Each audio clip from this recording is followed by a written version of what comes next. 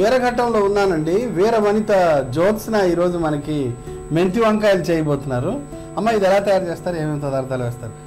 మెంతి వంకాయ కూర తయారు చేయడానికి కావలసిన పదార్థాలు: వంకాయలు, శనగపప్పు, మెంతులు, మినప్పప్పు, ఎండుమిర్చి, ధనియాలు, జీలకర్ర, కరివేపాకు,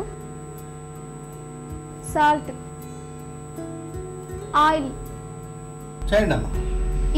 ఈ దినుసులన్నీ కలిపి మిక్సీలో వేసి మిక్స్ చేయాలి. ముందుగా మెంతులు వేసుకోవాలి, కొంచెం ధనియాలు వేసుకోవాలి, కొంచెం మినప్పప్పు వేసుకోవాలి, కొంచెం జీలకర్ర వేసుకోవాలి. మొత్తానికి చాలా పదార్థాలు వేసామండి. ప్రస్తుతానికైతే మెంతులు వేసాము, ధనియాలు వేసాము, తర్వాత మినపప్పు వేసాము, జీలకర్ర వేసాము, ఇంకా పచ్చిమిర్చి, శనగపప్పు, ఉప్పు, కరివేపాకు వేయాల్సి ఉంది. వేయండి అమ్మా, శనగపప్పు వేయండి. కొంచెం శనగపప్పు ఓకే ఓకే. ఎండుమిర్చి కొంచెం, ఎండుమిర్చి వేయండి. వాటిని ఏం తుంచక్కర్లేదు, ఎందుకంటే మిక్సీలో తుప్ప నాశనం అయిపోతుంది కాబట్టి ముట్టుకోక్కర్లేదు. ఓకే. కొంచెం కరివేపాకు వేసుకోవాలి, తగినంత ఉప్పు వేసుకోవాలి. ఈ ఐటమ్స్ అన్ని మిక్సీ చేసుకోవాలి. Very good. అన్ని దినుసుల్ని మిక్సీ చేసిన పౌడర్ దీన్ని పక్కన పెట్టుకొని వంకాయల్ని డీప్ ఫ్రై చేయడానికి ఆయిల్ వేడి చేసుకుంటాం. ఇప్పుడు స్టవ్ ఆన్ చేస్తాం.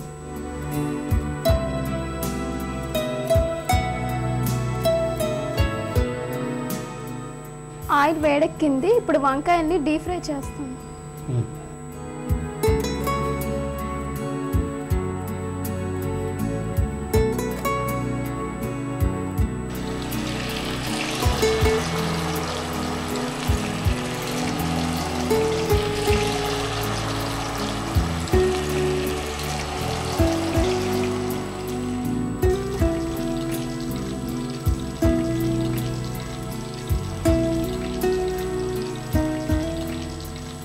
వంకాయ ముక్కలు డీప్ ఫ్రై అయిపోయి వాటిని ఒక బౌల్లో తీసుకుంటాం.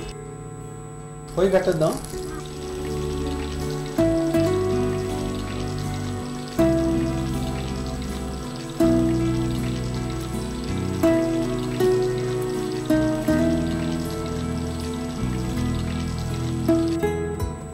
డీప్ ఫ్రై చేసిన వంకాయ ముక్కల్ని ముందుగా మిక్స్ చేసిన దినుసుల్ని వాటిలో కలుపుతాం.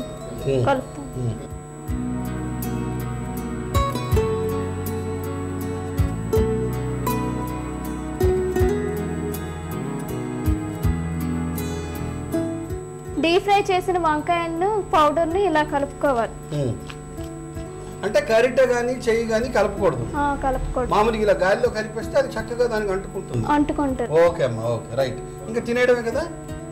ఇది అన్నంలో బాగుంటుందా, చపాతీలో బాగుంటుందా? రైస్లో బాగుంటుంది. ఓకే.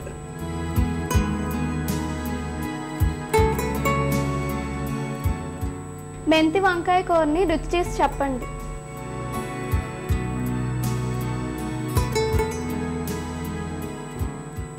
ఆహా,